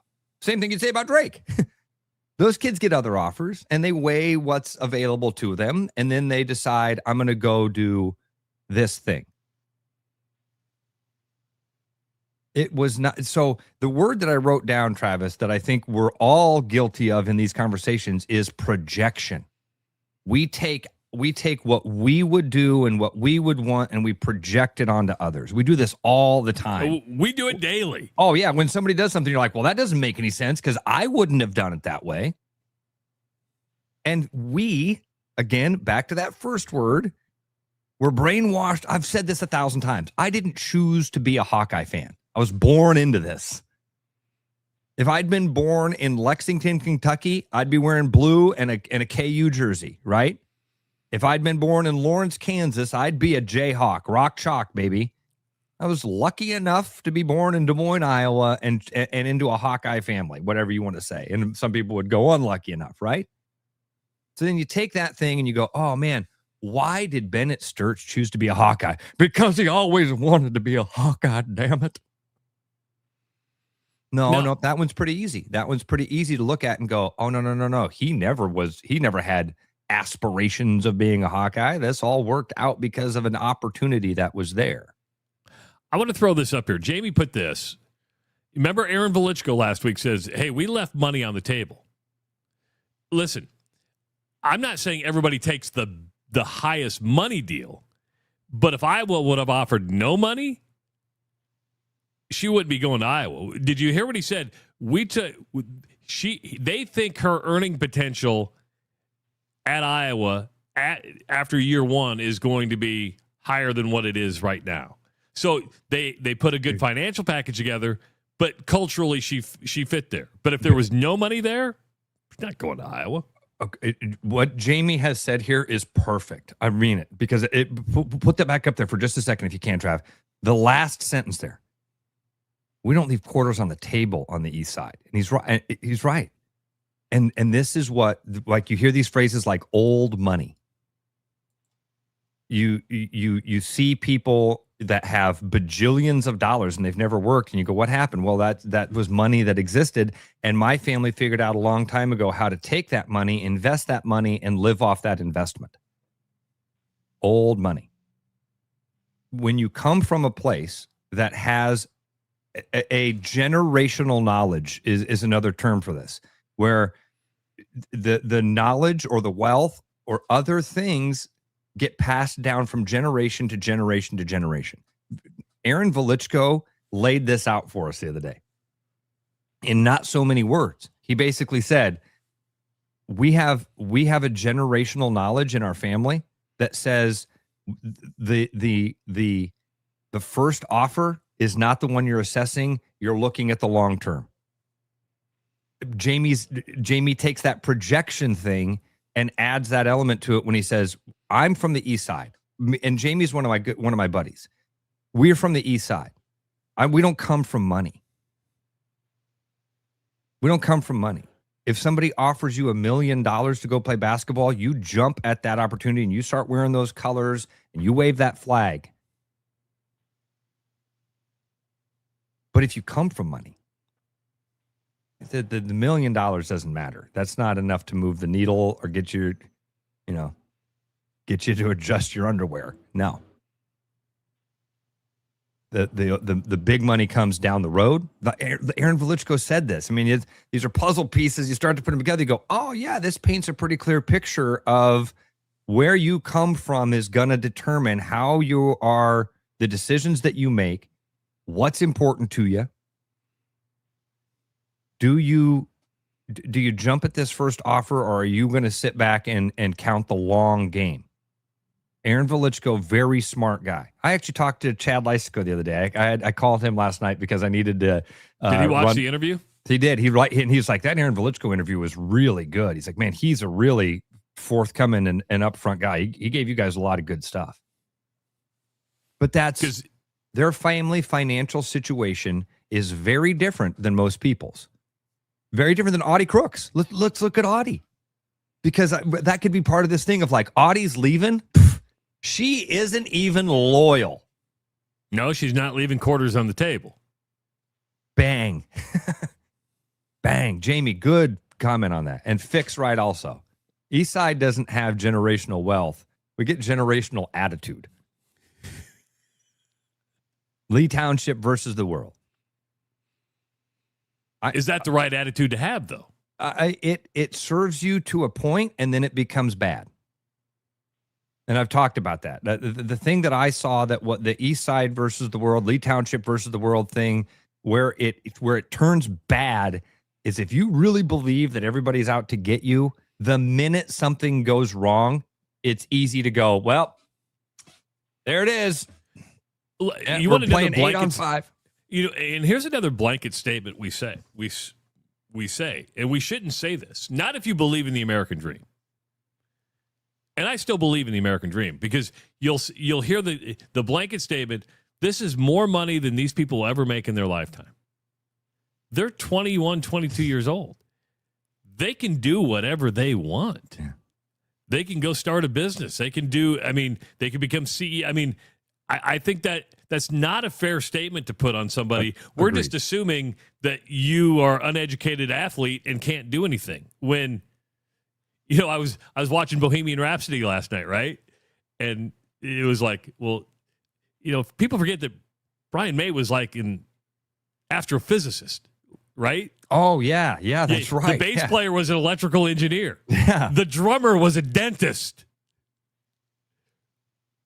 They had fallbacks where they would have done just fine professionally. Would they have made Queen money? No, because Queen is. But you make assumptions. Oh, you're just a rock star. Then you go, oh, you had an education. So when you make the blanket statement, well, this is more money than they're ever going to make in their lifetime. I'd hate to have that put on me at 22 years old to say, you're saying I don't have any potential after this? Yeah, and that's definitely a pressure. That's definitely a pressure of like, oh my God, these people are right. I gotta jump now to get this $1 million or then what? My buddy Dr. Rob, he's making more money now than he ever did in the National Football League. Drink. He wasn't. No, but you know what I'm saying? He's like, yeah. And again, Travis, I don't know Dr. Rob's family, but that's a really smart guy. And not because I'm not saying, oh, the decisions he's made has worked out for him. No. It takes about 9 seconds of listening to Dr. Rob, and you go, this dude's freaking smart. He's too smart. Like, brilliant, man.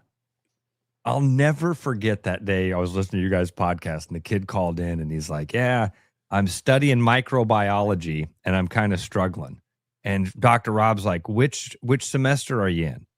And he's like, oh, I'm in the second semester of my sophomore year. And Dr. Rob's like, oh, you're taking these classes. And the guy's like, yeah. And Dr. Rob goes, yeah, man, you're in the easy stuff right now. he listed off classes I've never heard of. And he just peed on the kid's parade. I'm struggling. Those are the easy ones, man. What are you talking about? You're screwed then, dude, because I just went to class because I had to, because they need to tally, They do that in my sleep. Yeah, I knew the answers. I just showed up to appease them. That's the day I was like, this guy's like way different level. But when you are pursued by agents and you're represented by agents, and the loyalty, when you basically don't talk to your coach and you say, hey, coach, you got to talk to my agent, because my agent says you can only talk to talk to him when it comes to this stuff. You can coach me. You can talk to me that way, but we can't talk other things. You have to go through my agent. That ruins relationships. That ruins everything. And so when somebody does a social media post says, I'm coming back, that just means they got the financial package they wanted.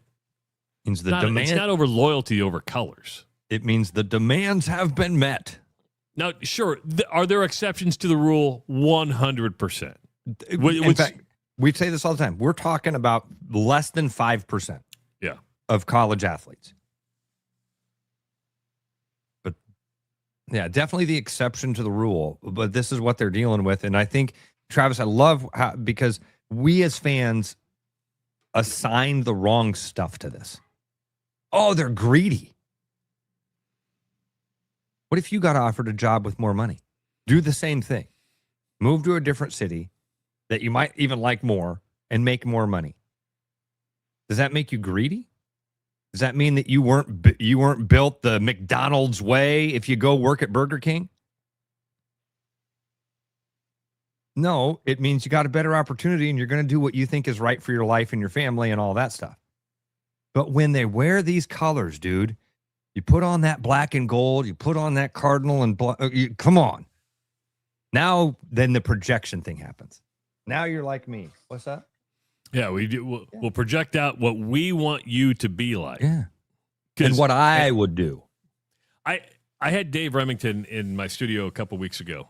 Dave, of course, the famed center, which the Remington Award is named after, the Big Ten Offensive Lineman of the Year. And I asked Dave, I said, under today's rules, would you have entered the transfer portal? He goes, and you're talking about at a time when loyalty, he goes, hell yes, I would have.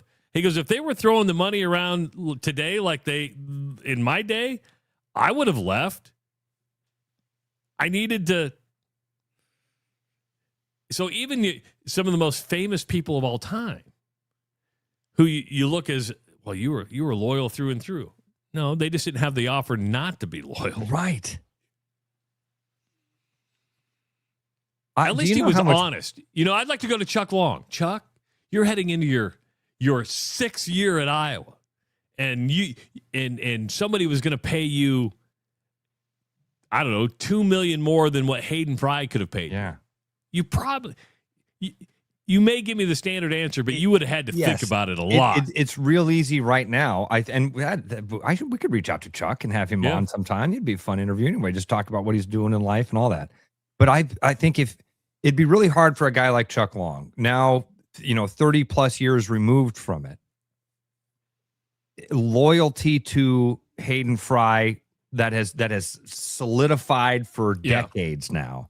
It'd be very difficult for him to put himself back in that position of being a recruit out of Illinois, and because he had other offers, but what would that have been like if you were making $1 million from Iowa and Alabama called and said, hey, we got $4 million for you? Well, I'm going to take that black and gold and turn it into some crimson. And then what would happen? Oh, you ain't built. You couldn't handle Hayden Fry. Are you thinking about a vasectomy? TJ is. Or even a second vasectomy. Or getting that vasectomy reversed. I don't know if they offer the reversal or not, but Urology Center of Iowa offers a no-scalpel procedure that's quick, straightforward, and performed by specialists that do it every single day. Visit iowauro.com and click Schedule an Appointment at Urology Center of Iowa. We see you. Tyler Kluver jumping on with us next on the Rush Radio Show, powered by. Before you go to the break, I just have to tell you, whenever you talk about Dave Remington, whenever you talk about Dr. Rob, whenever you talk about Pat, do you know what makes me more proud to be your friend? I'm like, I'm in that group. You are in that group. I'm in that group with Dave Remington and Dr. Rob. My group's pretty small when it comes to friends. Real small. It is. My circle's pretty tight. It is the Rush Radio Show, powered by Willis Automotive. Game on, keep your edge with Body Armor Sports Drink. Bold flavors, electrolytes, and hydration that goes the distance. Grab Body Armor before the grind, during the game, and after the win. Body Armor Sports Drink. Hydration that's real and better for you. Pick up Body Armor Sports Drink on your next grocery store run or convenience store trip. With the Iowa Lottery's new Millionaire for Life game, you could win $1 million a year for life. That could make you a My Dream Job is No Job millionaire. Front row tickets to every show, Yenair. Hire a personal glam squad for you and your bestie, Yenair. Yep, a little further. Or just to never run out of your favorite pickles, Yenair. With Millionaire for Life from the Iowa Lottery, And these. you can change your life for life. Play today. Buy 3, get 1. Buy 3, get 1. Buy 3, get 1. For the month of April. When you buy 3 tires, Get one free. Schedule online. at williscadillac.com. It's just that easy.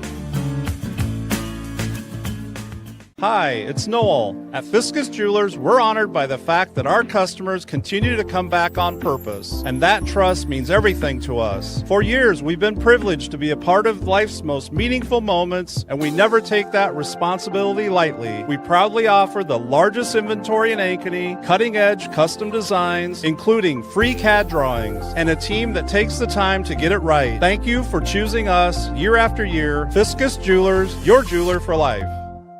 Hi, I'm Tom, owner of Central City Liquors. Our customers love us because we offer a large selection at an affordable price.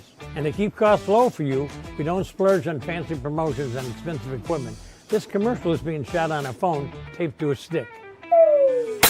Anyway, we are proud to announce our new rewards program that allows customers to save more the more they buy. Whoop! So don't spend more to pay for fancy commercials. Save at Central City, where we know what's important. I told you we should have used duct tape. Hi, it's Josh Romick at Willis Lexus, and I want to tell you about our Lexus Spring Sales event we have going on, where you can take advantage of $150 off 4 tires or $75 off a set of 2 tires. Give us a call to schedule or visit us online at willislexus.com. Back like a rash you thought was gone. Travis and Ross aren't contagious, but they are addictive. It's the Rush Radio Show, powered by Willis Automotive. 1 month from today. Do you know what 1 month from today is? It's Mother's Day.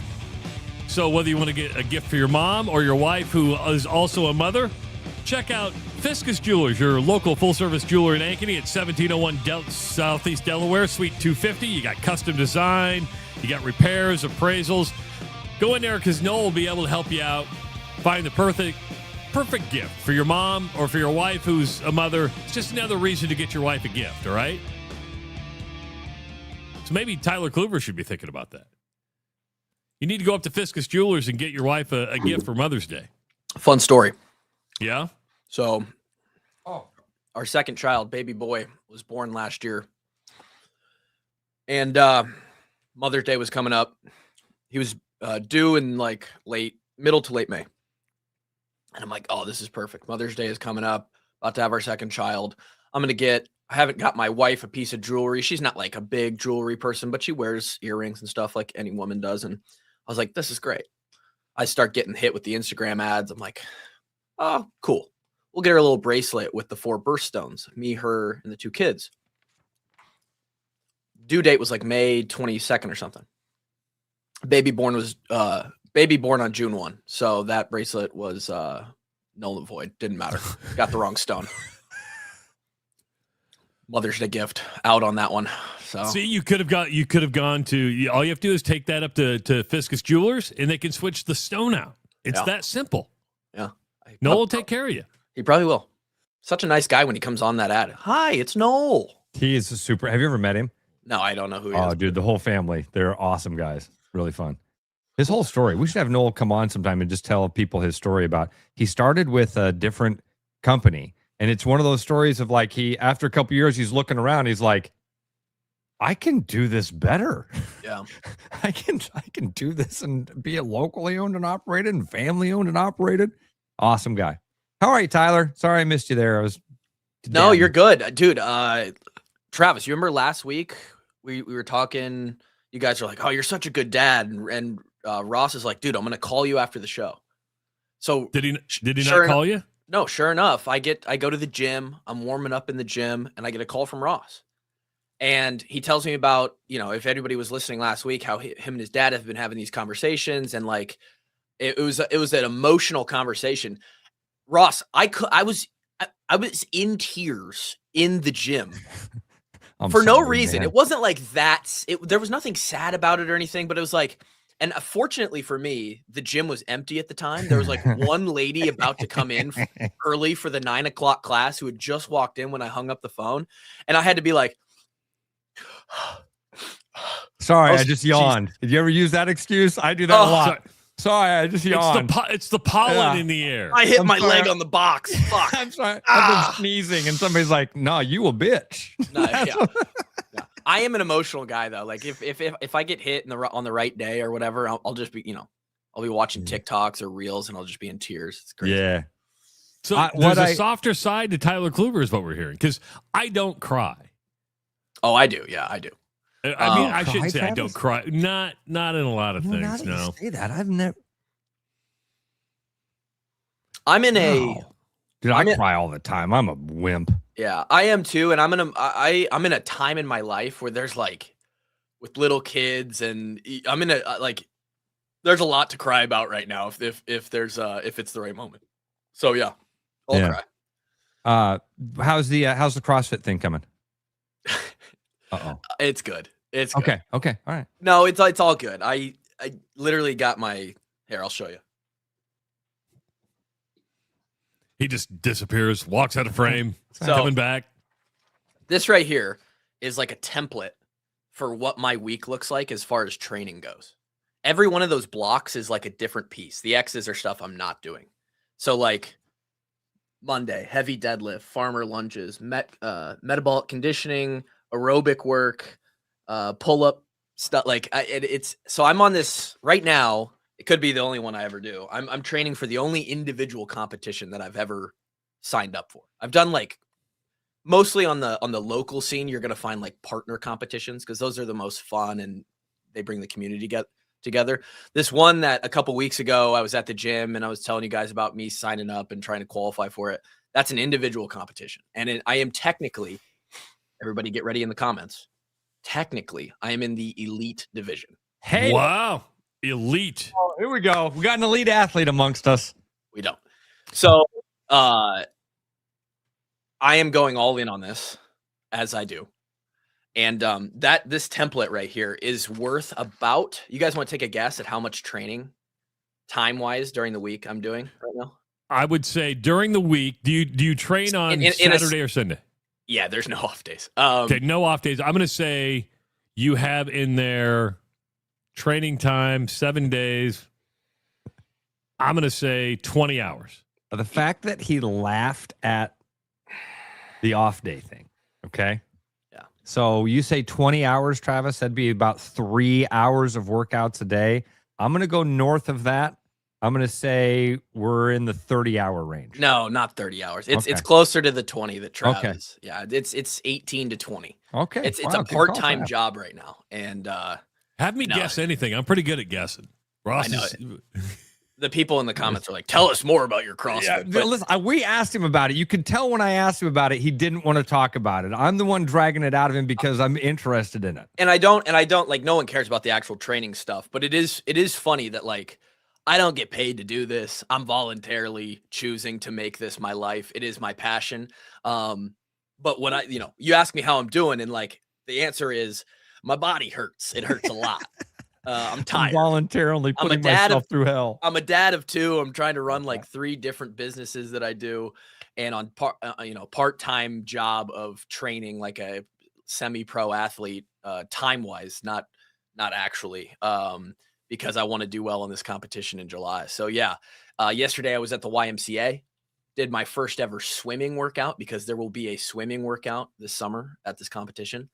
And outside of like swimming lessons when I was 6 and hanging out at the lake on a floaty, I haven't swam ever. I don't know how to like competitively freestyle and be good in like a true, like, so, and I'm not getting last.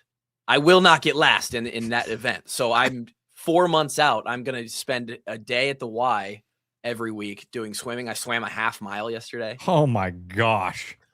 800 meters. So yeah, we're in the thick of it. This is Do you like hearing about Tyler's? Tell us more about your power cleans. So hey, I do have a question that came from another very fit dude, one of our buddies that runs a Farrell's. Ask him what his grocery bill is estimated to be during his training. I don't think it's. Yeah, I mean it's tough because it all get. But you've always been very conscious of like nutrition and stuff like that, so it probably doesn't change a whole lot from what it normally is. No, no, and like to be honest, like this 20 hours a week is up from 10 hours a week when if I was not like I'm gonna be around 10 hours a week anyway of exercise. So, no, it may be increased a little bit. There's like an extra peanut butter and jelly sandwich that gets consumed per day, but like on a normal day, if I wasn't doing this, and it's hard because it gets lumped in with like the kids' grocery bill and all that. I eat pretty efficiently. Eggs in the morning, rice and meat for lunch, and then my diet probably looks very similar to most people's at night for dinner. I follow this guy on Instagram or Facebook. He's a ripped dude. The macro guy. Have you seen the macro guy before? Do you count the macros? Macro guy. I have. Or the macro daddy. The macro daddy. Oh, jeez. You just lost me. The macro daddy. That's exactly what he's like. The macro daddy. I have counted calories in the past. I am conscious of protein intake and all of that. I did it for long enough, starting in college into my younger 20s, that I can intuitively kind of just, I know how much I'm eating without actually tracking it in an app. I also do it coaching wise. Like it's what I coach people on with my clients. I take them through nutrition and macros. So I have a very deep and like solid grasp on that to where I don't have to track it myself. Like that core power right there probably has 240 calories in it, 26 grams of protein. 170 calories. Oh, it's the 170. Okay. Yeah. So 8 carbs, 2 grams of fiber. Yeah. Kluver knows calorie counts like I knew 1980s batting averages. Yeah, it's similar, and it's like I had a Hawk fan, a guy who I've gone back and forth with on the podcast yesterday or a couple times. Reach out. I have people reach out all the time. They're like, "Hey, could you give me some advice?" And so I'm like, "Yeah, tell me what your last 18 months of exercise and diet have looked like." And so I get an email from him, and he's like, "I cannot imagine you want to read all this." But I was like, "No, buddy, this is what I nerd out about. Like that's my stuff." So, yeah, I don't track. I don't follow Macro Daddy, but I'm in the same game. I know all the same plays. All right, so I got a question for you. You're in a scenario where an adult has to be carried out of a room. Maybe they're unconscious. Okay. Do you throw them over your shoulder, or do you go Carrie Strug style? Interesting. Is the room on fire? Is there an active shooter, or do I just need to get them to like? There's a medical emergency, and you've got to get them out of the room they're in. How big are they? How much? 140 pounds. Oh yeah, they're going over the shoulder. Over the shoulder. Yeah. Okay. Fireman style. Yeah. I like it. Okay. We were talking about loyalty earlier. Now, what's loyalty? Loyalty? Never heard of her. Well, but people know you as a tried and true Hawkeye. And I know we've asked you this before, but I just forget the answer. If somebody would have said, Tyler, we're in dire need of a long snapper, and would have offered you, I don't know. I thought about this yesterday. $850,000. Yeah. And Kirk Ferentz said, "You're a walk-on from Marshalltown. You get your scout. You get what you get." Would you have left for $850,000? He did basically say that, by the way, multiple times. Like, "Hey, buddy, you're slapdick from Marshalltown." That must be a football term, because the football coaches I know are the ones that taught me the term slapdick. Slapdick. Yeah, slapdick.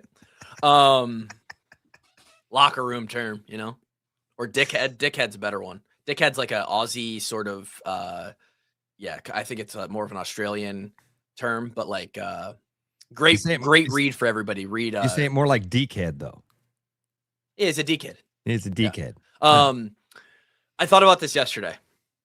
Interesting situation because as a long snapper, you're not in.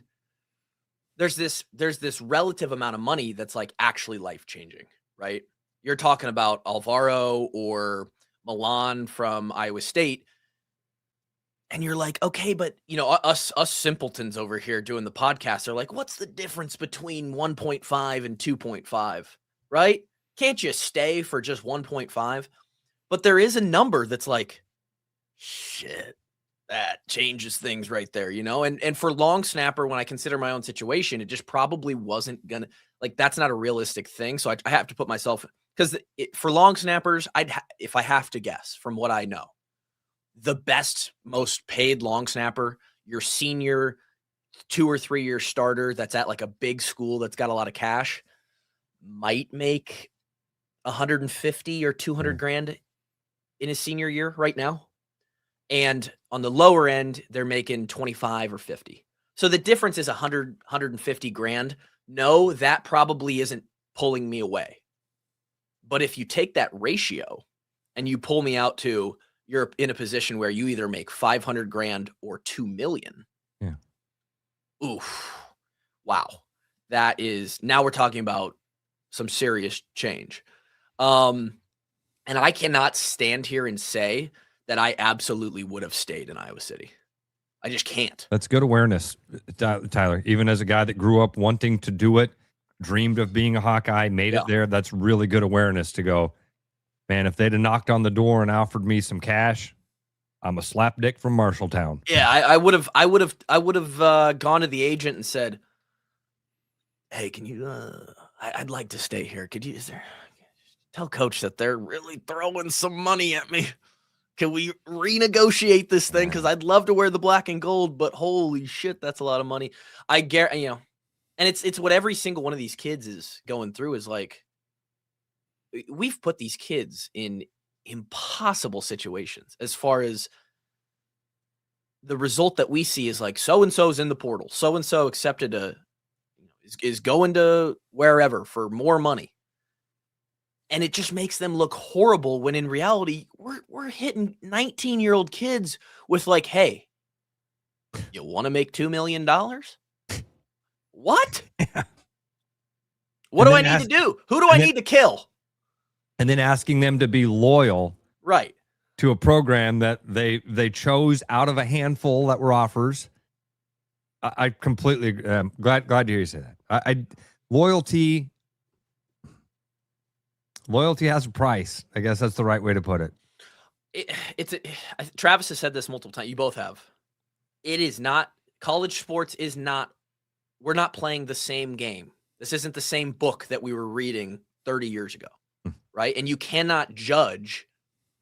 Your perception simply cannot be of these kids, of these coaches, of anybody involved, the same as it was. You're judging them off of parameters and infrastructure that was different. Yes. And so, yeah, loyalty, it's got a different term now. I'll tell you what I'm loyal to, right? Again, it comes back to the family thing. If I'm a 21-year-old dude, maybe I have a girlfriend who I think is going to be my fiance, my wife, and I have a chance to go make $2 million, and I sort of am starting to gain a financial understanding of like, oh, wait a second. Like, regardless of if I make the next level, $2 million, if I do it right, that can sort of almost put me there. If I put 1.5 in the bank right now and live off interest, I could kind of just do it. Like I'm loyal to a future family. I'm loyal to a fiance who's going to be my wife. I'm loyal to my future kids and security.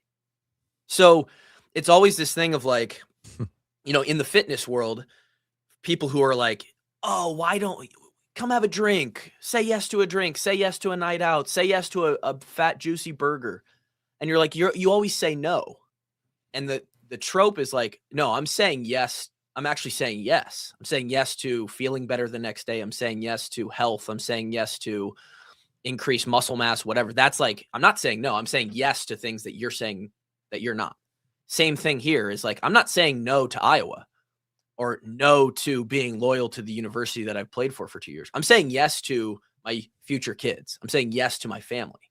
I'm saying yes to something that nobody thinks about, never brings up, is I played with a lot of guys where they'd get a scholarship check and it would immediately get sent home. And people forget that. They're trying to pay the water bill for their mom. Their brothers and sisters didn't eat last night. I played with a lot of guys that were in situations like that. Fuck a Tiger Hawk. Yes. Yeah. Amen. Amen. Like Especially when my brothers and sisters can eat. Yeah. You're getting those phone calls from home, and then you go into a locker room and you got a coach that makes $1 million to open up the weight room yelling at you. Yeah. I can absolutely see a guy going, peace out, homie. It's never as easy as just, oh, so-and-so is transferring. They're getting a bag. It's not that easy. Thank you so much for saying that. I love it. You're exactly right. So to answer your question in long-winded form, hell yeah.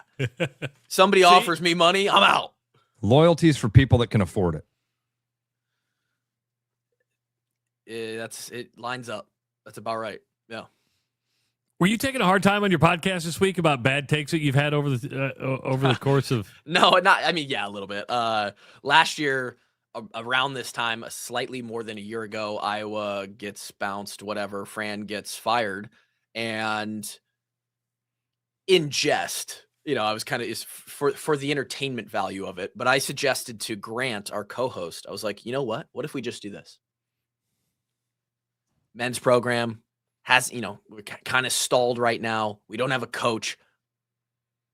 Title IX, right? We always have these issues. What if Iowa just sets the standard, trashes the men's program, not just sends it to like the bottom of the Big Ten, cancels men's basketball, and we use all of that would-be money on our men's program, and we just ship it right into the women's and just go all in on becoming a blue blood. We just buy every good player and we win a national champion. We're already set up, right? We have the momentum. Iowa's, I think the preseason polls, the way too early preseason polls just came out. Iowa's like right there around the top 10 women's team. What if we just go all in, And I had forgotten about it because you say dumb shit on a podcast and we're making jokes and all this stuff. And it's not something you meant. No. Clearly. No. Right. And Grant brings it up and he goes, well, what if Beth Getz would have just taken Tyler Kluver's advice and we just put the men's program in the dumpster? Where would we be now? And now Kluve sits here and gets to gloat and have fun watching the men's team go on a run in the tournament. And it was a good moment. Grant's really good for stuff like that. See, I forget what we said yesterday. Yeah. So exactly. I would have never remembered that he even said that. Yeah. Same. People will go, oh man, that's the worst. When people are like, oh dude, that conversation you had today cracked me up. What'd we say? People like on our clips, people like post a comment, like a quote from the show. Happened this week, and I'm like, what are they talking about? Well, you Who said would it. say something so stupid? Oh, me. And Me, yeah, I said that. Oh, and people on the other side of this of this deal don't realize when you're on camera or you're on the mic for hours a week, and that builds up over months, over years now. It's like, buddy, it's gone. Things will. It's always fun when somebody does bring something up and it sparks that memory. Yeah. And you're like, oh man, because that'll happen once in a while. Somebody will be like, man, Ross, you and Travis were talking one time, and one of you said this thing. It will spark, like the memory file gets pulled, and all this information starts flooding out of the cabinet. And you're like, oh yeah. We're to the point now with the podcast. September will be 8 years, I think. Wow, and good run. Yeah, I'll forget that we had people on the show. I'll forget entire guests. Someone will say, you need to get so-and-so on. And I'll be like, yeah, that's a good idea. And I'll look back and it's like, we already did an hour with them in 2023. And I'm like, oh, shit. Yeah. Have you ever thought about ending the podcast? And I only ask this because, Dr. Rob and I think we're on year 12 or 13 for ours. And it's like, How long do we keep doing this? But people keep watching and listening, so you just keep doing it, right? Yeah, I'll tell you this. Right now, it's my income, my main source of income. So, no. No. But absent of the money thing, because we didn't start it for that, we've already sort of kind of lost one of the 3 hosts that started it. Drake did it for 4 or 5 years and for multiple reasons kind of faded out and is doing his life now. My other co-host has slipped to being there about 50% of the time. Because it takes time. Yeah. I mean, doing this daily or even 3 times a week is hard. Yeah. And even though I do everything and they just hop on and they're like, okay, what are we talking about today? Who are we talking to today? It's a commitment at night, and his career is starting to take off. He just got a promotion to start this year. I think he's trying to start a family soon. So Grant is there most of the time, but every once in a while nowadays, it's just me. And so from the business structure side of things, yeah, I'm always have this low level anxiety of like, where do we go next? Are people going to keep listening? Do I add somebody to the show? Where does, it's sort of that, the unknown and unknowable of entrepreneurship in general. And yeah, with the show, I haven't thought about stopping it, but what it turns into is always on my mind. Yeah. And I really don't know. I kind of just let it go. And when the time comes where a change has to be made or something has to be done, I sort of just trust myself that I'll figure it out. And that's how my life has gone. I kind of feel like I'm in the same boat. I don't know how many years left I got to Trav. Yeah, I think about just Where the fuck did that come from? Yeah, just his life in general, right? He's probably only got a couple left. He's getting up there. You see. And you know what, Ross? When he's gone, I'll fill in. Like I'm bald. It's killing me off. Yeah, when Trav dies, I mean, come on, man. We all see the writing on the wall. Yeah, I'm into this till I'm at least 65 or 70. That's another 10 years. 2 years from now, right? So when he's dead and you need another bald guy to fill in, I'll take the morning slot. I'll do it with you. I got you and Bill Blank waiting in the wings. I got two bald. We'll call it. Bill had the best name for me, Travis, and him playing basketball. It was bald, and bald spot. I thought about this as well with you guys, because again, you guys have been doing this for a long time, and I'm like, it is funny to say it that way, but I was also thinking like, man, at some point, like Travis likes to travel 14 times a year, and but I can do this anywhere. That's the nice thing. That'll be the plan. Travis is going to move to Italy soon. That's probably the 5 to 10 year plan. Yeah, and then we're doing it live from Italy.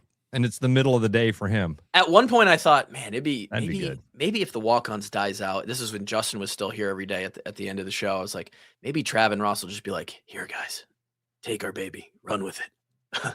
And I was like, it is interesting, right? Like, because it's on you guys. This is your thing. You get to decide if you wake up tomorrow and do it or not.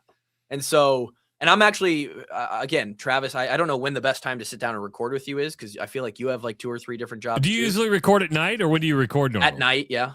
That's perfect. Okay.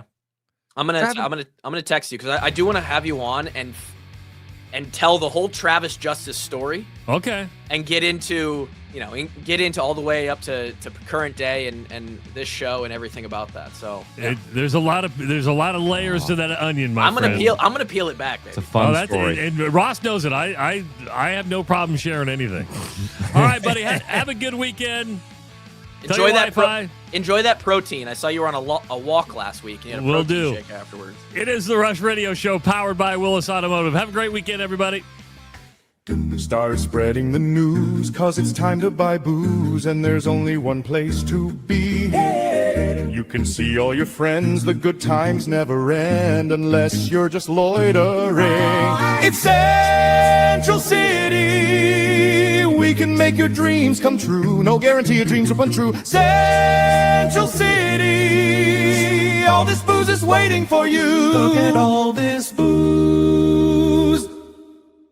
Hi, Noel from Fiscus Jewelers. Thinking about popping the question? Take their breath away with a diamond you can trust. Rare and forever natural diamonds. Thoughtfully selected and pre-screened using advanced technology. If you don't see exactly what you're looking for, we'll custom design it together. Our experienced team is here to help you create something truly meaningful. And let's not forget about the guys. We proudly offer the largest selection of men's wedding bands around. Fiscus Jewelers, your jeweler for life.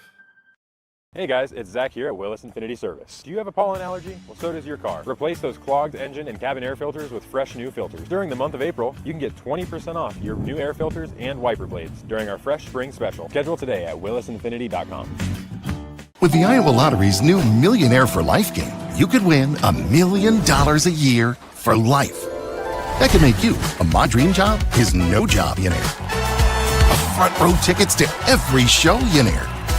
A hire a personal glam squad for you and your bestie millionaire. Yep, a little further. Or just to never run out of your favorite pickles millionaire.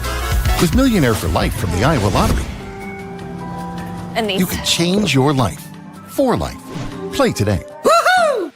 Keep your edge with Body Armor Sports Drink. Bold flavors, electrolytes, and hydration that goes the distance. Grab Body Armor before the grind, during the game, and after the win. Body Armor Sports Drink. Hydration that's real and better for you. Pick up Body Armor Sports Drink on your next grocery store run or convenience store trip. Back to the rush. Strong opinions, weak filters, and just enough sense to stay on the air. It's the Rush Radio Show, powered by Willis Automotive.